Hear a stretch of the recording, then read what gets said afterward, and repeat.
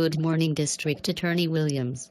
My name is Amber Adams and I am the defense attorney representing Jody Gardner.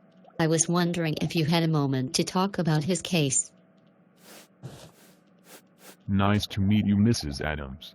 I have a meeting in a few minutes, so we will have to make this quick. Jody Gardner? You will have to refresh my memory on his case. Mr. Gardner was arrested last Tuesday when he was caught selling marijuana to another student in his high school parking lot. His parents bailed him out of jail yesterday, but he is due back in court next week for his hearing. He's a good kid that did something very stupid, Mr. Williams. Ah, yes, Mr. Gardner. I was just reading up on his case in my office a little bit ago. It's a shame what he did, Mrs. Adams, but a crime is a crime. I understand that, Mr. Williams, but my client is facing a mandatory minimum sentence of 2 years in prison without the possibility of parole if found guilty.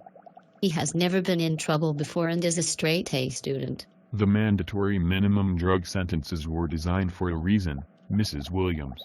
They were designed to keep criminals away from our children and drugs off of our streets. Mr. Gardner was caught selling illegal drugs on a school campus. I'm sorry, Mrs. Adams, but he will have to learn a hard lesson for what he did. Mr. Gardner is a non-violent offender with a clean criminal record. The amount of marijuana confiscated from him was very little, and this could ruin his life. The punishment is extremely severe for the crime at hand. There must be some sort of compromise that we can come to, Mr. Williams. I am sorry again, Mrs. Adams, but my hands are tied. I have a very high prosecution rate that I do not intend on lowering, and the sentence is mandatory. Hopefully you will present a good case to the judge and your client will be found innocent. If he is found guilty, he will be mandated into the prison system to serve his time like everyone else. I must go now, Mrs. Adams. I'll see you in court next week.